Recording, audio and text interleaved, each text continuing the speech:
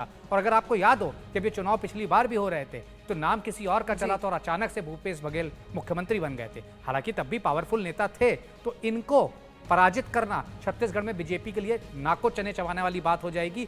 मोदी जी के फेस को आगे करके ही छत्तीसगढ़ लड़ा जा रहा है, ये एक अच्छी बात है। क्यों? क्योंकि कर्क लग्न और वृश्चिक लग्न, कर्क लग्न को अगर कोई टक्कर दे सकता है तो वृश्चिक लग्न दे सकता है, इसलिए मोदी जी को आगे रखकर ही ये चुनाव लड़ना चाहिए, नहीं तो वहां पर भी हार का सामना करना पड़ेगा। अगर मोदी जी फेस रहेंगे तो वहां पर कांटे की टक्कर होगी और मध्य प्रदेश तो निश्चित तौर पर हार के मुहाने पे खड़ा है। भाजपा के लिए ओवरऑल बात करें, मोदी जी के लिए ठीक है क्योंकि मंगल की दशा, वृश्चिक लग्न और जो ओवरऑल उनके तारे कह रहे हैं, जैसे कि भी सचिन जी भी बता रहे थे कि राहु, जैसे नीति जी ने भी कहा, पंचम में निश्चित तौर पर सडन लाभ देगा।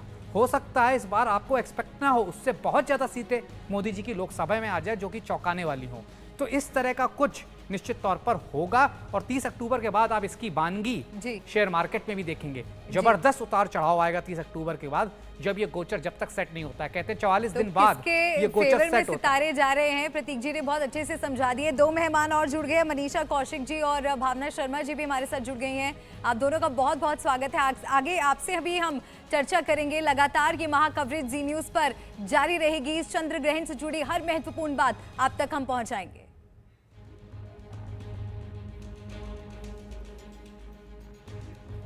तो भावना शर्मा जी और मनीषा कौशिक जी, आपको भी इस चर्चा में जोड़ते हुए राजनीति की हम बात कर रहे हैं, किस तरह का सत्ता परिवर्तन आने वाले वक्त में हम देख सकते हैं, तो आपका भी रिएक्शन चाहूंगी। मध्य प्रदेश और छत्तीसगढ़ में चुनाव होने हैं, क्या कहते हैं, आपको क्या लगता है किस तरह का बदलाव देखने को मिलेगा?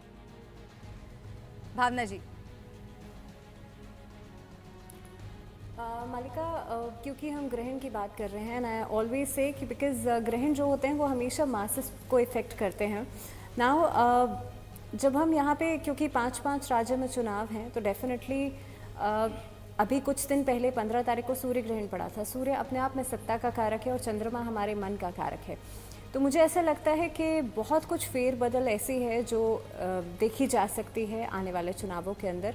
और काफ़ी हद तक अगर हम ग्रहण को समझें तो देखिए, चंद्रमा बिकॉज़ हमारे मन को कंट्रोल करता है, तो यहाँ पर ऑलरेडी हम मासेस में बहुत सारी चीज़ें देख रहे हैं। मुझे ऐसा लगता है कि काफ़ी कुछ ऐसे बदलाव होंगे जो अनएक्सपेक्टेड रहेंगे, because moon is always, moon reflects changes.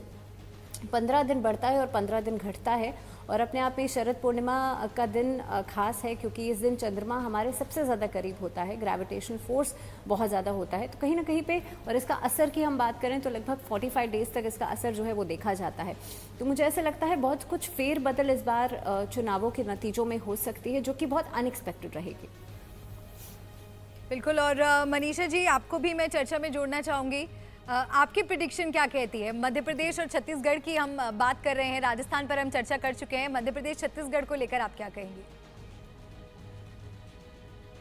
जी, जैसे भावना जी ने अभी कहा कि जब हम सूर्य ग्रहण की बात कर रहे हैं तो सूर्य सत्ता को रूल करते हैं, राजनीति को जो है वो रूल करते हैं। और सूर्य ग्रहण हालांकि इंडिया में विजिबल नहीं था, लेकिन चंद्र ग्रहण जो है वो ज़रूर दर्शनीय है। और चंद्रमा जो है वो जनमानस को रूल करते हैं। तो कोई ना कोई जो रिजल्ट्स हैं वो डेफिनेटली अनएक्सपेक्टेड तो रहेंगे, जैसे कि भावना जी ने भी कहा, बिकॉज मून की नेचर, ये मून जो है वो बहुत जल्दी अपनी नेचर जो है वो बदलते रहते हैं, घटते और बढ़ते, जैसे भावना जी ने कहा। तो चुनावों में भी ये चीज़ हमें देखने को मिलेगी। और कोई भी, जैसे कि प्रतीक जी ने भी अभी बहुत डिटेल में समझाया कि एक पखवाड़े में जब 2 ग्रहण आते हैं तो कहीं ना कहीं उनके रिजल्ट्स जो हैं वो बड़े लेवल पर देखे जाते हैं। तो ये जो रिजल्ट्स हैं वो डेफिनेटली हमारे लिए काफ़ी अनएक्सपेक्टेड चेंजेस रहेंगे। बट हाँ, एक चीज़ जो है हम कह सकते हैं कि इससे चंद्र ग्रहण ओवरऑल जो है वो जनमानस को ज़रूर कहीं ना कहीं परेशान करता है, इमोशनल अपहीवल्स लेकर आता है। बट क्योंकि जो अगर हम ये बात करें कि आने वाले समय में जितने भी ये राशि परिवर्तन हो रहे हैं, तो कहीं ना कहीं जो रिजल्ट्स आएंगे वो जनमानस की हानि के लिए नहीं है, it is for the betterment only. So मेरा जो पक्ष है वो ये रहेगा कि रिजल्ट्स जो हैं वो अनएक्सपेक्टेड ज़रूर हैं, बट अल्टीमेटली वो लॉन्ग रन में जो मासेस हैं उनके फेवर में काम करेंगे। बिल्कुल। और करिश्मा जी, मध्य प्रदेश और छत्तीसगढ़ की हम चर्चा कर रहे हैं, तो आपने कुछ देखा, आपकी कैलकुलेशन क्या कहती है? कुछ बदलाव लगता है आपको मध्य प्रदेश में? क्योंकि ये एक बहुत इम्पॉर्टेंट इलेक्शन होने वाला है, क्योंकि अगले साल हम आम चुनाव की ओर देख रहे हैं। ऐसे में ये 5 राज्यों का चुनाव एक तरह से, वो कहते हैं, लिटमस टेस्ट की तरह होता है। तो इसलिए बहुत महत्वपूर्ण है। क्या क्या कहेंगे आप? देखिए, मध्य प्रदेश में मुझे बिल्कुल बीजेपी आती हुई नज़र आ रही है। यहाँ पर थोड़ी सी जो दिक्कत लग रही है वो तेलंगाना की तरफ लग रही है। हो सकता है तेलंगाना में कोई अप्स एंड डाउन्स आए, मगर ये मैं कहना चाहूँगी 5 राज्य में जो चुनाव हैं इसमें से कम से कम 3 से 4 जो राज्य होंगे उसमें बीजेपी की सरकार आएगी। इस समय पे जैसे अभी मैंने थोड़ी देर पहले कहा था कि स्वास्थ्य की हानि हो सकती है हमारे पूजनीय प्रधानमंत्री जी को इस समय पे, ये आने वाले जो 40 दिन हैं इस दौरान, मगर बहुत बड़ी समस्या नहीं होगी। मगर इसके अलावा अगर हम आने वाले साल की बात करें तो 2024 वर्ष आने वाला है, चुनाव भी हैं, तो 2024 को अगर हम अंक जोड़ के देखें तो 8 नंबर बनता है, शनि का नंबर बनता है। और यहाँ पे अगर हम नरेंद्र मोदी जी की डेट ऑफ बर्थ भी देख रहे हैं तो उनका मूलांक जो है वो भी 8 है, 17 सितंबर। तो 17 तारीख यानी 8 नंबर तो इनके लिए बहुत ज़्यादा फेवरेबल होने वाला है।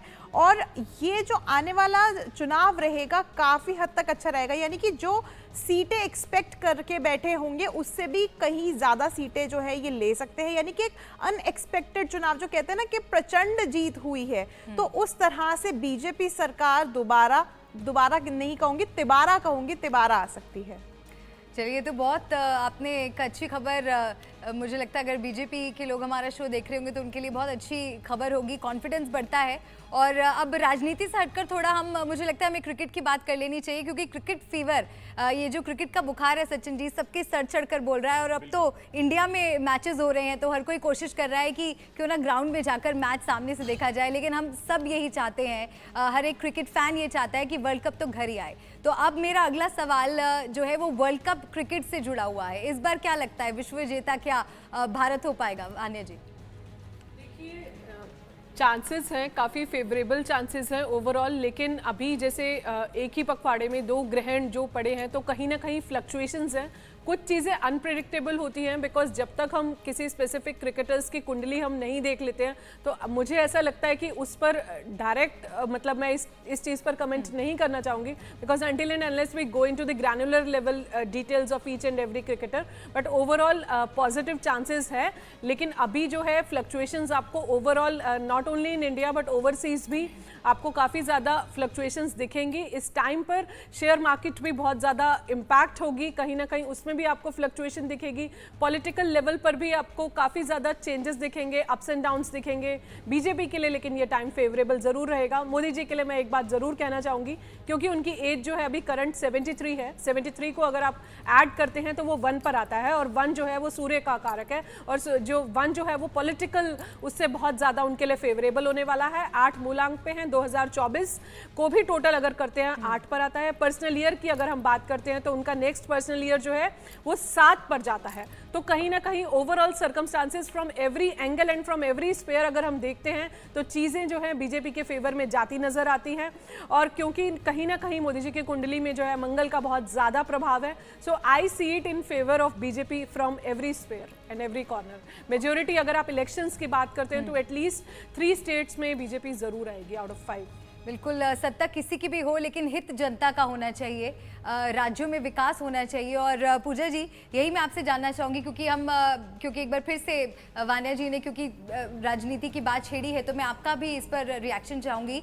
आपकी प्रिडिक्शन क्या कहती है मध्य प्रदेश और छत्तीसगढ़ के बारे में? फिर हम वर्ल्ड कप के बारे में भी बात करेंगे। देखिए, मध्य प्रदेश की जहाँ तक मैं देखूँगी तो वहाँ पे मोदी मैजिक चलने के बहुत स्ट्रॉन्ग चांसेस हैं, लेकिन वहाँ पे जो शिवराज जी ने जो डेवलपमेंट की है महाकाल में, उज्जैन में, वो उसका बहुत पॉजिटिव इम्पैक्ट होता हुआ नज़र आ रहा है। सनातन धर्मियों का बहुत ज़बरदस्त सपोर्ट मिलता हुआ नज़र आ रहा है।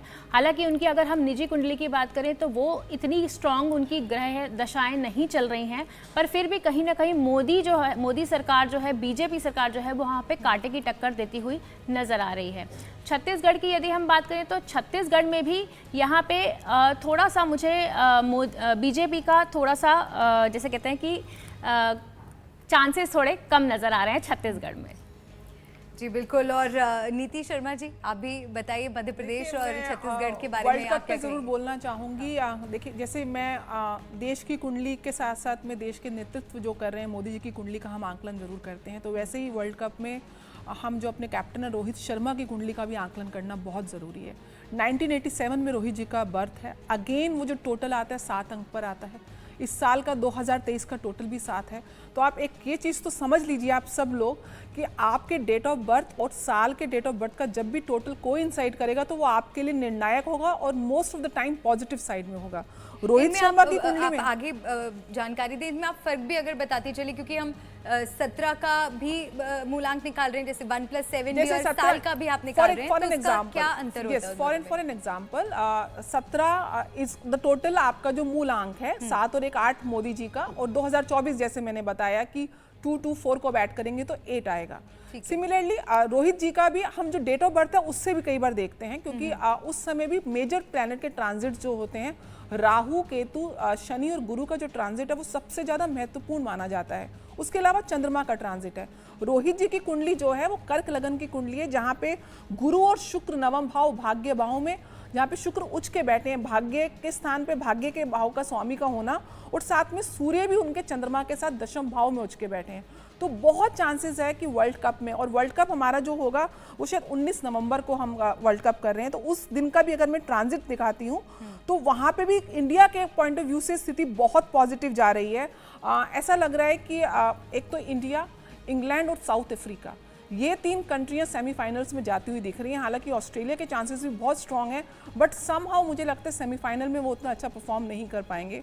तो चांसेस आर देयर कि हम वर्ल्ड कप को लेकर आएँ, और विराट कोहली भी कहीं ना कहीं सचिन का जो शतक का जो रिकॉर्ड है उसके करीब पहुंचने वाले हैं। तो बहुत पॉजिटिव है, क्योंकि पैरेलल गणना पे भारत की कुंडली में भी 3rd हाउस एक्टिव है, क्योंकि जो दशा चल रही है वो चंद्रमा की चल रही है, और वो 3rd हाउस में 3rd लॉर्ड के साथ 3rd लॉर्ड बन के बैठा हुआ है। बहुत ही केंद्र त्रिकोण के अद्भुत 5 ग्रहों का योग 3रे भाव में बैठा हुआ है। तो बहुत पॉजिटिव है कि वर्ल्ड कप हम लेकर आए। अब बात करती हूँ चुनावों की। चुनावों में एमपी, राजस्थान और छत्तीसगढ़ में स्थिति भाजपा की काफ़ी पॉजिटिव है, जिसमें राजस्थान तो हमको लगता है क्लीन चिट से आ रही है। एमपी में भी उन्होंने धुरंधर उतार दिए हैं, अपने सांसद उतार दिए हैं, अपने मंत्री उतार दिए हैं। तो भारतीय जनता पार्टी किसी भी चुनाव को लाइटली नहीं ले रही है। यद्यपि जो लेजिस्लेटिव असेंबली के चुनाव होते हैं और जो देश के चुनाव होते हैं उनकी पृष्ठभूमि अलग होती है। देखिए, पंचायत चुनावों में अलग पृष्ठभूमि है, एमसी जो लोकल चुनाव हैं, जो कॉर्पोरेटर चुनाव है उसकी अलग अलग पृष्ठभूमि होती है, जो लेजिस्लेटिव असेंबली के चुनाव होते हैं उसकी अलग होती है, पार्लियामेंट्री इलेक्शंस की अलग पृष्ठभूमि होती है। क्योंकि हमने भूतकाल में भी देखा था कि किस तरीके से बीजेपी ने क्षेत्र हारे थे, लेकिन 2019 में प्रचंड बहुमत से 303 का आंकड़ा पार करते हुए पूर्ण बहुमत से बीजेपी की सरकार बनी थी, यद्यपि वो काफ़ी स्टेट्स में हारी थी। तो ऐसा नहीं है कि हम स्टेट्स की लड़ाई को सेमीफाइनल की तरह हम उसको कंसिडर करें, क्योंकि चुनावों की पृष्ठभूमियां हर एक की अलग होती हैं। तो लेकिन उसके बावजूद भी 5 में से 3 चुनाव बीजेपी के फेवर में आते हुए देखे जाएंगे, और 2024 तो निश्चित रूप से बीजेपी हैट्रिक लगाने वाली है पूर्ण बहुमत से, और मेरे को लगता है कहीं ना कहीं 350 के आंकड़े के पास बीजेपी आएगी और एनडीए की सरकार आएगी। चलिए, तो आपने